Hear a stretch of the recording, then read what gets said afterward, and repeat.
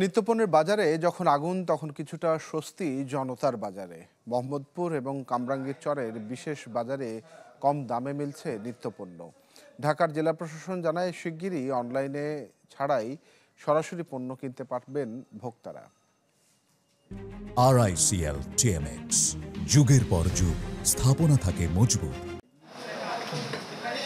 রাজধানীর Mohammadpur town hall কাঁচা বাজারে 1 কেজি গরুর মাংস যেখানে বিক্রি হচ্ছে 750 টাকায়, একই গরু মাংস 60 টাকা কমে 690 টাকায় মিলছে মাত্র 2 কিলোমিটার দূরের বেড়িবাঁধের এই বাজারে। দ্রব্যমূল্যের ঊর্ধ্বগতিতে যখন নগরবাসী নাভিশ্বাস, তখন কিছুটা কষ্ট লাঘবে জেলা প্রশাসনের উদ্যোগে চালু হয়েছে জনতার বাজার নামে এই বিশেষ বাজার। একইভাবে আরেকটি বাজার চলছে রাজধানীর কামরাঙ্গীচরের কুড়ারঘাটে। এই দুই জনতার বাজারে চাল, ডাল, তেল, ডিম, আদা, পেঁয়াজ থেকে শুরু করে প্রায় সব পণ্যই পাওয়া যায় একই ছাতার নিচে। অন্য বাজারগুলোর তুলনায় বেশিরভাগ পণ্যই মিলছে বেশ খানিকটা কমে। আমি 10 কেজি মাংস কিনেছি। আমার 7,500 থেকে 7,800 টাকা লাগার কথা ছিল, সেখানে আমার হচ্ছে 6,990 টাকায় হয়ে গেছে, 6,900 টাকায় হয়ে গেছে। এখানে দাম কম সেজন্য আসছি। আর গরুর মাংস বাইরে 800 টাকা, 780 টাকা, আর এই জায়গায় 700 টাকা করে কিনছি।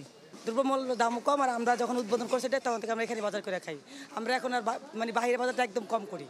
বাজার দুটির অভিজ্ঞতাকে কাজে লাগিয়ে প্রকল্প সম্প্রসারণের উদ্যোগ নিয়েছে ঢাকা জেলা প্রশাসন, যা প্রায় শেষ পর্যায়ে জানিয়ে ঢাকার সাবেক জেলা প্রশাসক বলছেন সরকারিভাবে একটি সফটওয়্যার তৈরির কাজ চলছে, যেখানে সারা দেশের ভোক্তারা সেবা পাবেন। উৎপাদক পণ্যের তথ্য জানাবে, যেখান থেকে পছন্দের পণ্য সরাসরি কিনতে পারবেন ক্রেতারা। ধরেন বগুড়া থেকে, গাইবান্ধা থেকে উনার আলু, উনার পেঁয়াজ উনি কত টাকা দিয়ে 1 ট্রাক অথবা আধা ট্রাক পণ্য সরবরাহ করতে পারবেন, এটা উনি কোড করবেন ছবি দিয়ে, এবং সেটা মূল্যের ধারাবাহিকতা অনুযায়ী শো করতে থাকবে সফটওয়্যারে। সেটা আমাদের শুধু জনতার বাজারে আমাদের যারা কাস্টমার আছে তারা না, দেশের যে কোনো প্রান্ত থেকে যে কেউ অর্ডার দিতে পারবে, তার ফোন নাম্বার থাকবে এখানে। প্রকৃতপক্ষে একটা পণ্য উৎপাদন পর্যায়ে কী মূল্যে বিক্রি হচ্ছে সেটা কিন্তু মানুষের সামনে চলে আসবে, এবং it will create a social pressure to reduce the price at the আপনার কনজিউমার লেভেল। সেই সাথে তিনি জানান, অনলাইন প্ল্যাটফর্মে জনতার বাজার চলবে স্বচ্ছভাবে এবং সুনির্দিষ্ট নীতিমালায়, যেখানে কম মূল্যে গুণগত পণ্য সেবাই উৎপাদক এবং ভোক্তার প্রয়োজনে জনপ্রিয় হবে জনতার বাজার। রমিস হুসাইন, চ্যানেল 24, ঢাকা।